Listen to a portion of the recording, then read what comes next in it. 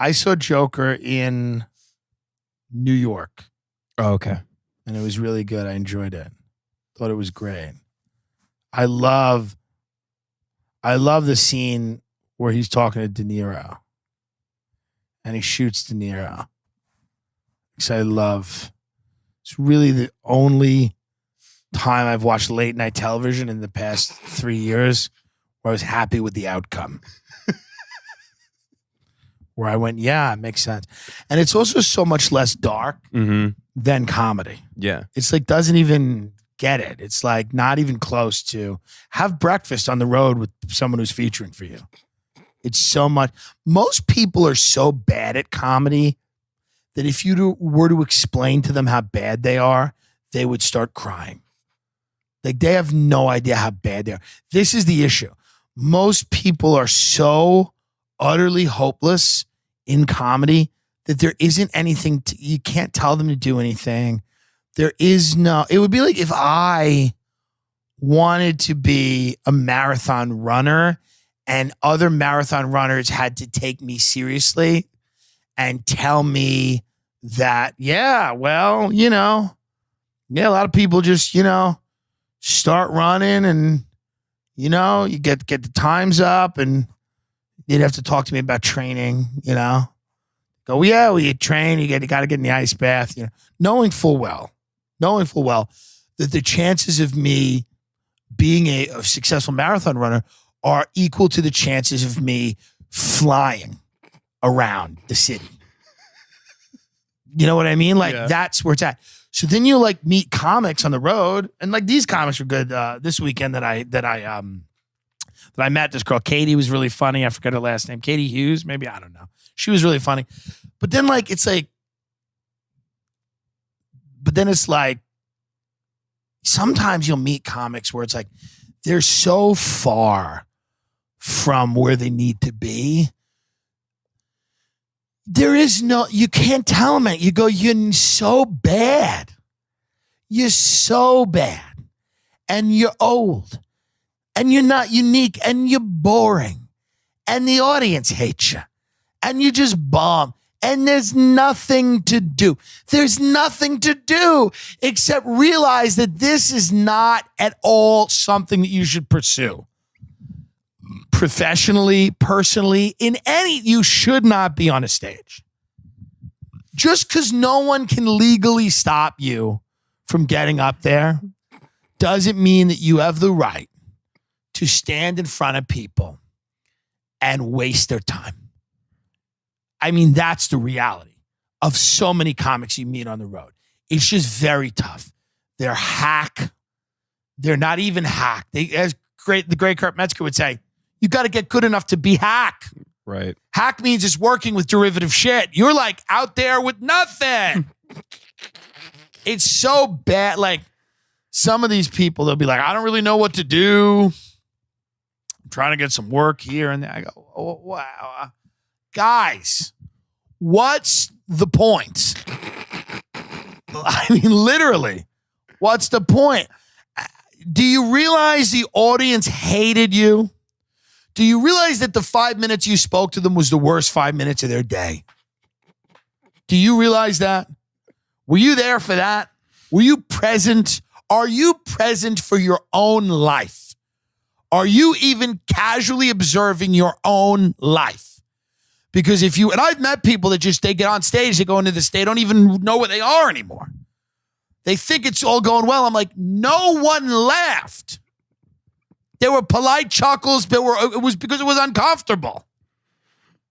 People were like, ha, ha, ha, ha, ha. They just want you off. They want you off that stage and so quickly back to your fucking day job. They want you so far away from that. It is fucking insane that you had the nerve to get on a stage and put these people through your delusion and your fucking insanity. That's what it is. You're putting someone else through your insanity right now. You're not, it ain't gonna happen. You're not meant to be on a stage. You're meant to be in the audience. Mm-hmm. The majority of people doing comedy now are just fans of comedy. Yeah. That we're allowed to get on stage because no one tells you anymore, you suck. Mm-hmm. You're bad. No one tells anyone the truth anymore. Honesty is gone from public discourse. It's gone.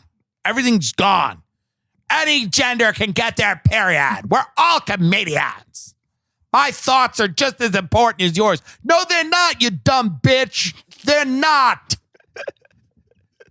If they were, it would be obvious because people would be laughing. That's the goal. Then they all talk about their material. They're like, my material.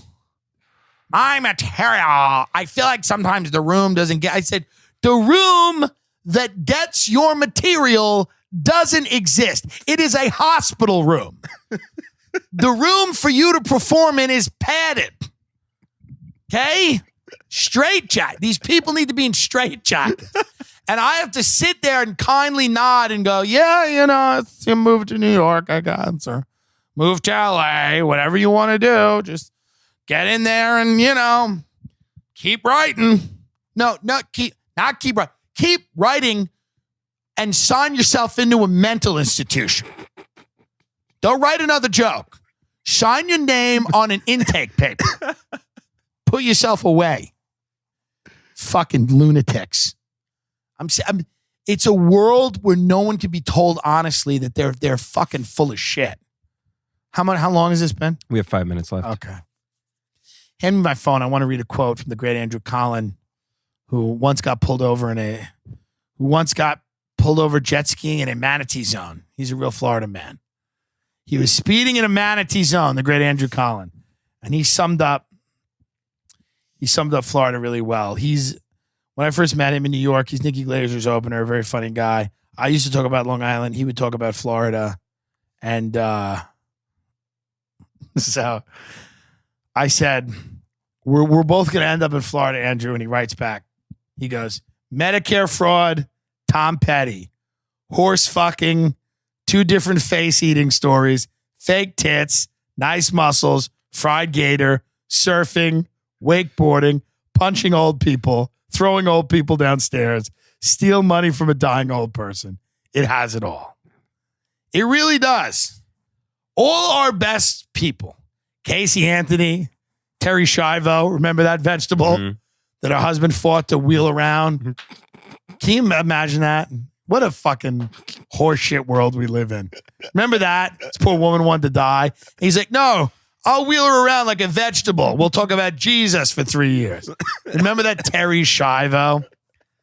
That was a height of Fox News insanity when everyone's like, don't let Terry die. Terry she'll be kept alive like fucking Weekend at Bernie's. She's still here. I mean, I'm telling you this. I have a DNR where I don't even have to be near death for them to let me die. I have a DNR if Chelsea Handler gets another deal at Netflix. I'm not to be resuscitated. If Chelsea Handler gets a deal at Netflix, I'm to be taken out and killed. That's my DNR. Which she will. Can you imagine the next documentary? Hello, privileges, meet Chelsea. What's the next documentary? She's just walking around the Gaza Strip. Sorry about this. I didn't realize as a Jewish person that we actually did some fucked up shit. Sorry about this. This 2-year-old Palestinian kid with no arms. She's like, I'm sorry. I'm a big celebrity in America. And I realized that when I did a bunch of jokes calling you people rats, I realized that was not the move. Would you like to come? Would you like to come to my house in Bel Air while I talk about this? Hello, privilege. Hello, Gaza. It's me, Chelsea. If she does hello, Gaza, it's me, Chelsea, I will like her again. Mm-hmm. That is when I will like her again. If she has the wherewithal to just walk around the Gaza Strip, and I would be like, this bitch is crazy. She should she should apologize for everything America's ever done. Tuskegee Airmen, hey, Tuskegee, it's me, Chelsea. Hey, MK Ultra, it's me, Chelsea. I had no idea that there were people getting acid without their knowledge. I love acid, but I know when I'm taking it. Next, it's, hey, MK, it's me, Chelsea. She just goes and apologizes for everything that's ever been done. Mm-hmm. Great.